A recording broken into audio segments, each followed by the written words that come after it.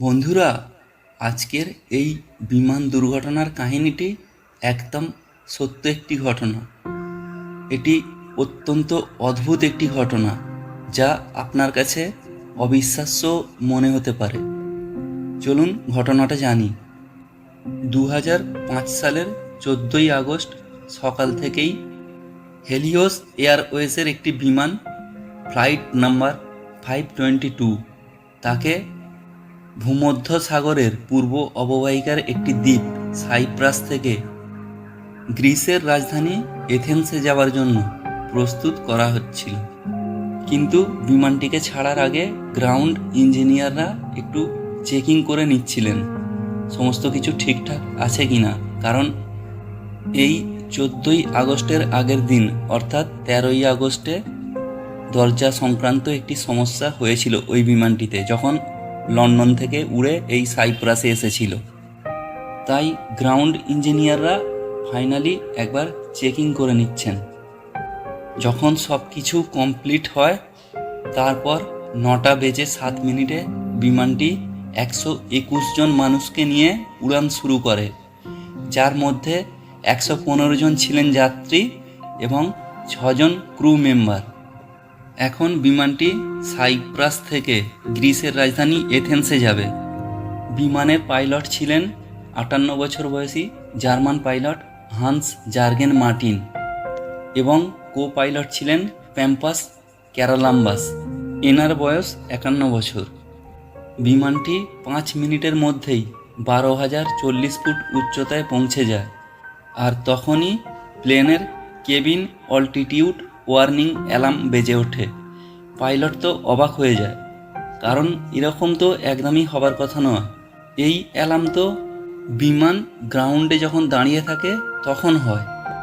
তাই captain ATC সাইপ্রাসের সাথে যোগাযোগ স্থাপন করে, কিন্তু তারাও বুঝতে পারছিলেন না যে এটা কি কারণে হতে পারে। ঠিক তখনই আবার অনেকগুলি অ্যালার্ম একসাথে বাজতে শুরু করে এবং কয়েক মুহূর্ত পরেই মাস্টার কসান সতর্কবার্তা দেখায়। তারপর এটিসির সঙ্গে সব সম্পর্ক ছিন্ন হয়ে যায়। ইতিমধ্যেই সবার শ্বাসকষ্ট শুরু হয়ে গেছে। পাইলট কিছু বুঝে উঠতেই পারছিলেন না। আর এদিকে বিমান হু হু করে ওপরের দিকে উঠছে, এখন প্রায় 18,000 ফুট উচ্চতায়। এমন সময় যাত্রীদের মাথার উপরের দিক থেকে অক্সিজেন মাস্ক নেমে আসে। আর এটা তখনই হয় যখন বিমানের ভিতর অক্সিজেন কম হয়ে যায়।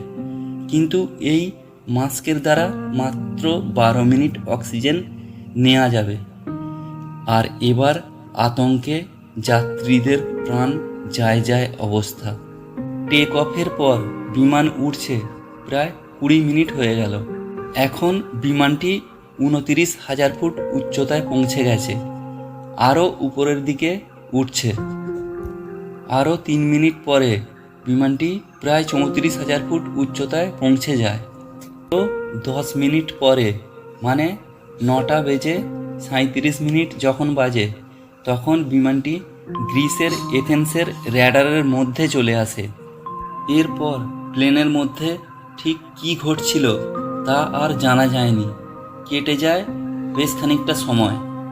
এথেন্স এটিসির অফিসারেরা রেডিও কলের মাধ্যমে লাগাতার চেষ্টা চালাতে থাকেন যোগাযোগ স্থাপন করার জন্য, কিন্তু কোনোভাবেই যোগাযোগ করা যায়নি। সাইপ্রাস থেকে গ্রিসের রাজধানী এথেন্স যেতে মোট সময় লাগে 1 ঘন্টা 45 মিনিট। সেই হিসাবে 10:45 এথেন্সে পৌঁছে যাওয়ার কথা ছিল, কিন্তু ইতিমধ্যেই সেই সময়টাও পার হয়ে গিয়েছে। তাই Athens joint rescue coordination centre সতর্ক করে বিমানটির জন্য, কারণ তারা ভেবেছিল বিমানটিকে হাইজ্যাকও করা হতে পারে। আর তারপর ওই বিমানটি দিয়ে 9/11 মতো কোনো হামলা গ্রিসের যে কোনো স্থানে চালাতে পারে। তাই গ্রিসের এয়ারফোর্স সঙ্গে সঙ্গে 2টো F-16 ফাইটার জেটকে পাঠিয়ে দেয় ওই বিমানটিকে অনুসরণ করার জন্য। কয়েক মিনিট পরে ওই বিমানটিকে তারা খুঁজেও পায়। তারপর তারা দুপাশ দিয়ে 2টো F-16কে নিয়ে ওই বিমানটির সঙ্গে উঠতে থাকে। এই সময় ওই F-16 পাইলটরা দেখেন এক আশ্চর্য ব্যাপার। তারা দেখেন যে এত কাছে দুটি F-16 নিয়ে আমরা উড়ছি, কিন্তু কোনো প্যাসেঞ্জার আমাদের দিকে তাকাচ্ছে না। পর তারা যখন আরও ভালো করে লক্ষ্য করেন এবং দেখেন যে সমস্ত প্যাসেঞ্জার মুখে মাস্ক পরে মাথা নিচু করে বসে আছে, তারা নড়াচড়াও করছে না। এর কিছুক্ষণ পরেই F-16 পাইলট দেখেন যে এক ব্যক্তি মাস্ক পরে ককপিটের দিকে ঢুকে পাইলটের সিটে বসলো।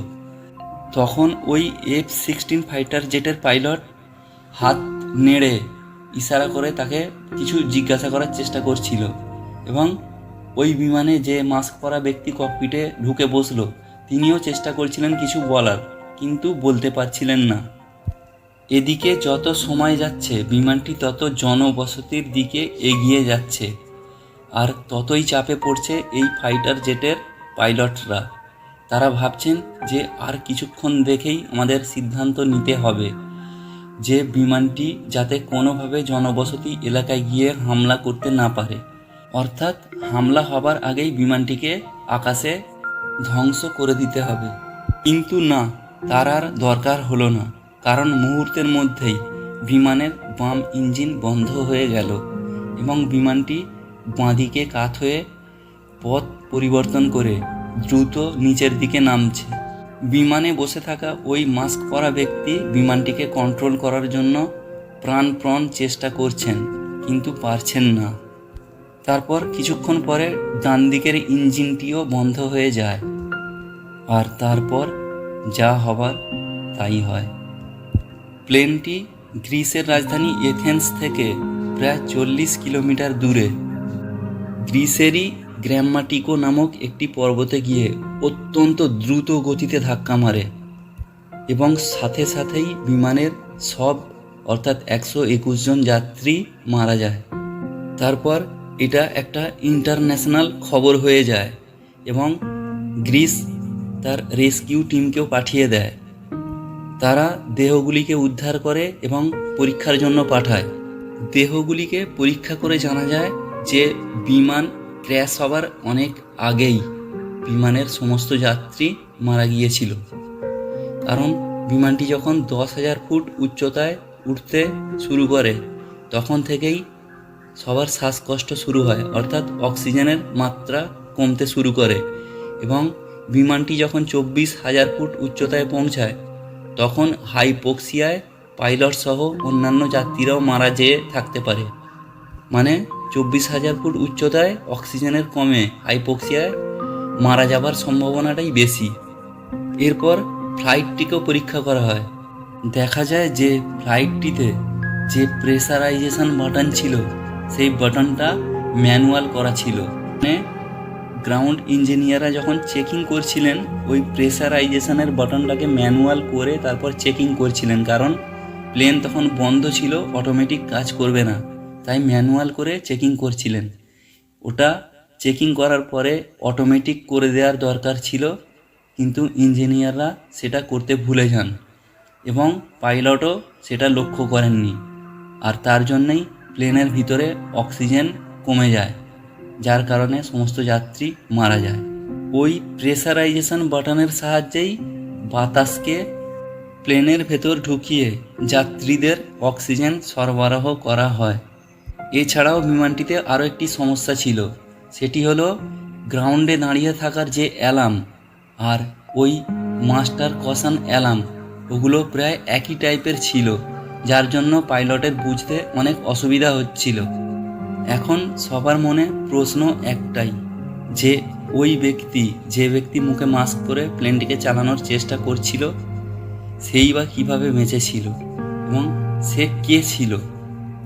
আসলে উনি ছিলেন ফ্লাইট অ্যাটেন্ডেন্ট অ্যান্দ্রেয়াস পোড্রোমু, এবং ওনার সাথে ওনার প্রেমিকাও সেদিন ছিলেন, তার নাম হ্যারিস।